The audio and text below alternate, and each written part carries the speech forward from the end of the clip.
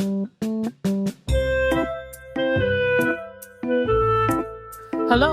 The name of our next book is called Luke the Lionhearted by Anthony Snyder, illustrated by Christina Cadman.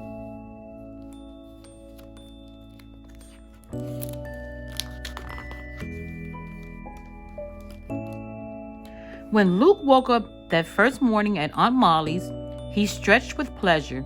He loved visiting his aunt.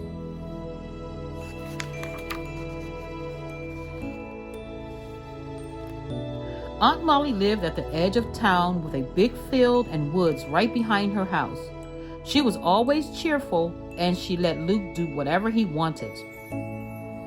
He could bring worms into the house, or pop up at the kitchen window pretending to be a ghost, or climb trees, or just sit quietly on the step and daydream.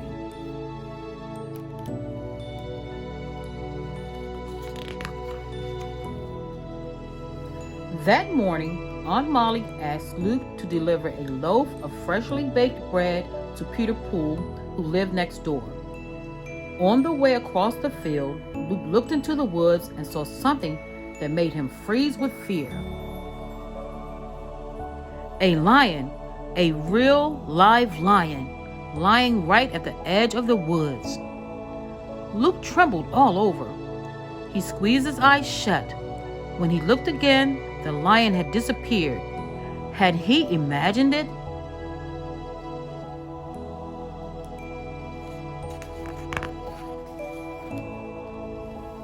Luke ran into the house. "What's the matter?" asked Aunt Molly. "Nothing," said Luke. All day long, Luke stayed inside, and all day long he was afraid. Even when he was tucked safely into bed that night, he was still scared of the lion. Luke started to cry. "What's the matter?" asked Aunt Molly as she came into his room. "I saw a lion at the edge of the woods," Luke said, sniffling. Aunt Molly wrapped her arms around him and held him tightly. She was strong, Luke could tell, nearly as strong as a lion. "Lions don't come into houses," Aunt Molly said, "unless you invite them in." Luke nodded. That made sense to him. Exhausted and relieved, he fell asleep in Aunt Molly's arms.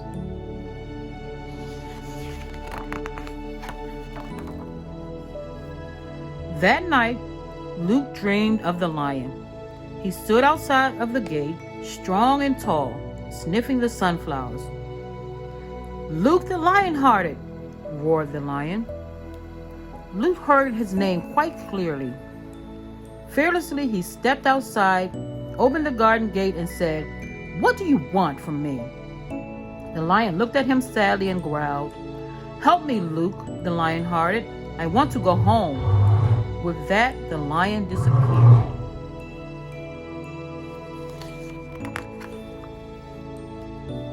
When Luke woke up, he ran straight to the kitchen.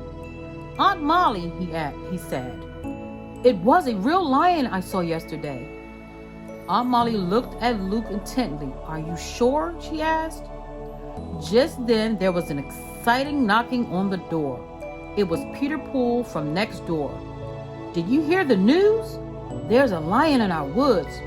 It escaped from the zoo."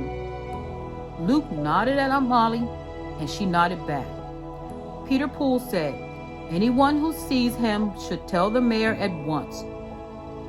Aunt Molly took Luke by the hand, and they set off down the street to the town hall.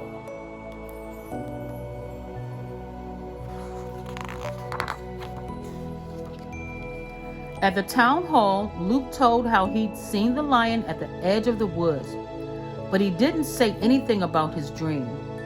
He'd heard a siren, and the fire chief came in. "This is Luke," said the mayor. "He spotted the lion." Luke was thrilled to ride on the fire truck through the town. The director of the zoo followed right behind.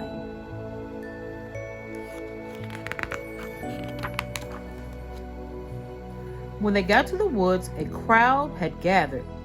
The zoo director asked Luke where he'd seen the lion, and the crowd watched in amazement as Luke fearlessly led the zoo director to the edge of the woods. "It was right here," said Luke. The zoo director put a huge piece of meat on the grass. "He will come," he said softly. "Are you afraid?" Luke shook his head. He remembered his dream.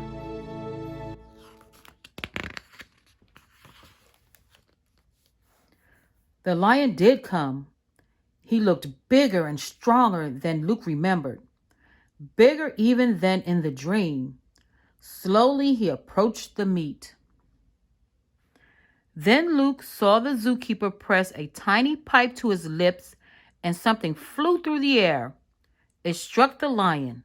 The lion swayed and fell to the ground.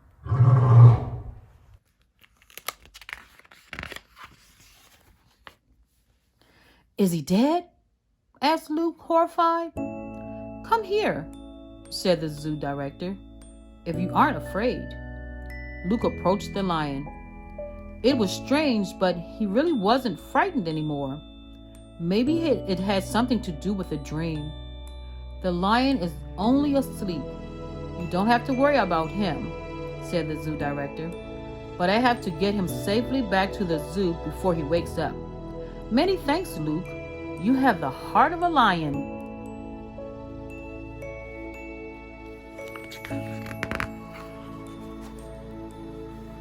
The crowd all watched as the lion was loaded into the zoo van. Some of the boys called out, "Luke the Lion-Hearted! Hooray for Luke the Lion-Hearted!" Luke grinned shyly and hurried back to Aunt Molly's house. "Are you hungry?" asked Aunt Molly. "In all the excitement, you missed breakfast." "I'm as hungry as a lion," said Luke, and he laughed.